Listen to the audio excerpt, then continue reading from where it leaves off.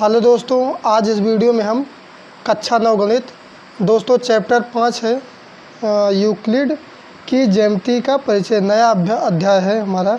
अध्याय 5 दिया है यूक्लिड की ज्यामिति का परिचय। दोस्तों इसका हम आज इंट्रोडक्शन बताएंगे आप लोगों को। तो दोस्तों चलिए देखते हैं।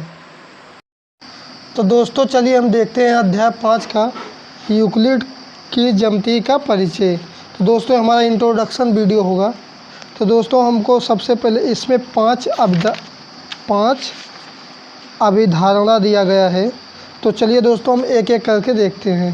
तो हमारी फर्स्ट अभिधारणा है, अर्थात पहले अभिधारणा दिया है, एक बिंदु से एक अन्य बिंदु तक एक सीधी रेखा खींची जा सकती है। तो दोस्तों दिया है एक बिंदु जैसे यहाँ है और एक बिंदु यहाँ है। क्या कह रहा है? एक बिंदु से एक अन्य बिंदु, एक बिंदु ये है एक अन्य बिंदु ये है। तो कितनी रेखा खींची जा सकती है? एक। तो दोस्तों हम खींच सकते हैं एक रेखा है।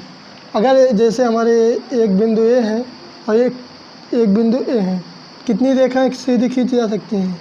केवल एक। तो ये हमारी अभिधारणा एक हो गई।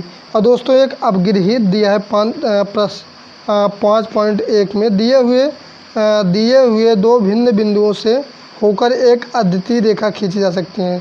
दोस्तों दिया भिन्न मतलब जैसे एक बिंदु ये है मतलब वही होगा और एक बिंदु ए है।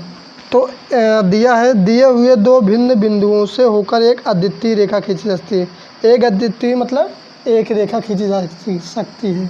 तो दोस्तों इसका मान यही होगा, इसका मतलब यही होगा। अगर हम एक बिंदु और एक बिंदु अन्य लेंगे तो कितनी रेखाएं खींची जा सकती हैं? केवल एक। अब दोस्तों चलिए अभिधारणा सेकंड देखते हैं। तो दोस्तों हमारा अभिधारणा सेकंड दिया था, अभिधारणा दूसरी दिया है, एक शांत रेखा टर्मिनेट लाइन को अनिश्चित रूप से बढ़ाया जा सकता है। तो दोस्तों इसमें बुक में दिया, ध्यान दीजिए, जिसको हम आजकल रेखाखंड कहते हैं उसे यूक्लिड ने शांत रेखा कहा था। अतः वर्तमान की भाषा में दूसरी अभिधारणा यह कहती है कि एक रेखाखंड को दोनों ओर विस्तृत। अब दोस्तों रेखाखंड हमारा क्या होता है? कोई जैसे माप है, ये जैसे 4 सेंटीमीटर है। अब दोस्तों क्या दिया है? एक शांत रेखा को टर्मिनेट लाइन कहते हैं। इसको अनिश्चित रूप से दोनों ओर रूप से बढ़ाया जा सकता है।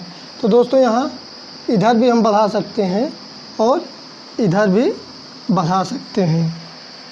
अब दोस्तों चलिए अभिधारणा से थर्ड देखते हैं, अर्थात तीसरा देखते हैं।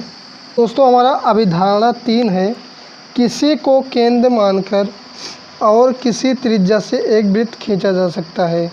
क्या दिया? किसी को केंद्र मानकर और किसी त्रिज्या से एक वृत्त खींचा जा सकता है। दोस्तों जैसे हम यहाँ एक केंद्र मान लेंगे और इसको हम दे देंगे, ये त्रिज्या हमारी हो गई, मान लीजिए 2 सेंटीमीटर है। तो यहाँ प्रकाश जब रखेंगे ऐसे हो जाएगा। उसके बाद अगर जैसे इसको हम केंद्र मानेंगे तो मान लीजिए हमारी त्रिज्या 3 सेंटीमीटर हो गई।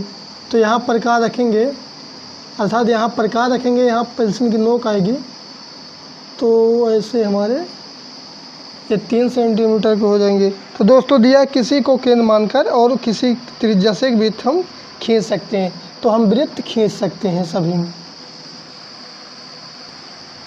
तो दोस्तों अभिधारणा 4 दिया है सभी समकोण एक दूसरे के बराबर होते हैं। सभी समकोण, अब समकोण हमारा क्या होता है? समकोण होता है 90 अंश का। 90 अंश जो होता है हमारा समकोण होता है। जैसे दिया है ऐसे हम ये 90 अंश का है।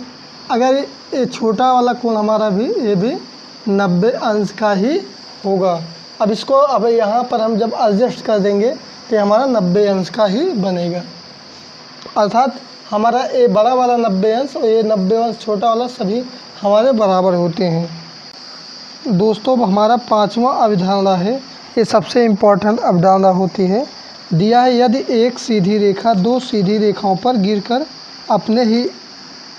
अपने एक ही वो दो अंतःकोणों इंटीरियर एंगल्स इस प्रकार बनाएं कि इन दोनों कोणों का योग मिलकर दो समकोणों से कम हो तो वे सीधी रेखा अनिश्चित रूप से बढ़ाए जाने पर उसी ओर मिलती हैं जिस ओर यह योग दो समकोणों से कम होता है। तो दोस्तों सबसे पहले देखते हैं, दिया है यदि एक रेखा सीधी रेखा दो सीधी रेखाओं पर गिरकर अपने पहले दो सीधी रेखाएं बनाते हैं हम। तो दो सीधी रेखाएं हो गई, उसके बाद बोला एक सीधी रेखाएं हमारी गिरती हैं। और उसके बाद जो दिया है एक सीधी रेखा दो सीधी रेखाओं पर गिरकर अपने एक ही ओर दो अंताकोण, एक अंताकोण ए हो गया, एक अंताकोण ए हो गया, एक अंताकोण ए हो गया, एक अंताकोण ए हो गया। अंताकोण इंटीरियर एंगल इस प्रकार बनाएं दोनों कोणों का योग मिलकर दो समकोणों से कम हो। अब दो समकोण क्या होते हैं हमारे, समकोण होता है 90 अंश। अब 90 कितना हो जाएगा 180 अंश। तो दिया है 180 अंश। इन दोनों कोणों का योग मिलकर दो समकोणों से कम हो, मतलब इन दोनों का योग मिलकर दो समकोणों से कम हो तो वो दोनों सीधी रेखाएं अनिश्चित रूप से बढ़ाए जाने पर उसी ओर मिलती हैं जिस ओर यह योग दो समकोणों से कम होता है।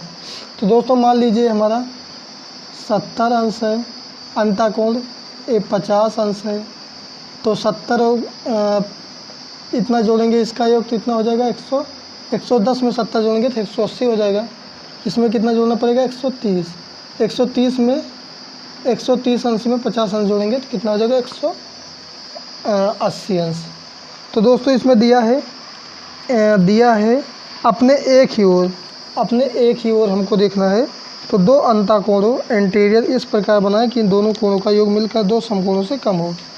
तो अब दोस्तों देखिए यहाँ अगर इसका योग जोड़ेंगे 110 और 130 जोड़ेंगे तो कितना हो जाएगा 240 अंश, और 70 और 50 जोड़ेंगे तो कितना हो जाएगा 0 7 5 12 120 अंश। इधर हमारा 240 अंश 180 अंश से ज़्यादा हो रहा है और इधर वाली 120 अंश हमारा 180 से कम हो रहा है। तो दोस्तों दिया है इसमें दिया है दोनों सीधी रेखाएं अनिश्चित रूप से बढ़ाए जाने पर, दोस्तों इसे इसको हम बढ़ाते हैं अनिश्चित रूप से बढ़ाए जाने पर उसी ओर मिलती हैं जिससे ओर यह योग दो समकोणों से कम होता है। तो दोस्तों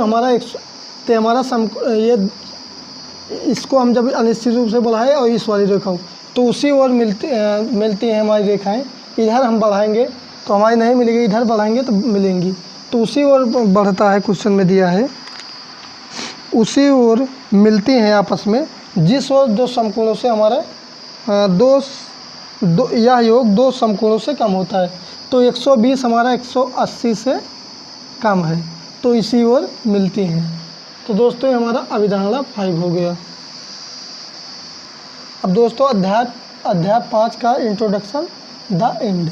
दोस्तों प्रश्नवाली 5.1 का क्वेश्चन नेक्स्ट वीडियो में सॉल्व करूँगा। दोस्तों ये वीडियो हमारा आपको कैसा लगा कमेंट में ज़रूर बताएं और हमारे एजुकेशन रंजीत कुमार चैनल को सब्सक्राइब करें। दोस्तों कक्षा 6, कक्षा 8 और कक्षा 9 के वीडियो की प्लेलिस्ट इस वीडियो के डिस्क्रिप्शन में दे दी हूँ। दोस्तों आप लोग जाकर चेक कर सकते हैं। धन्यवाद।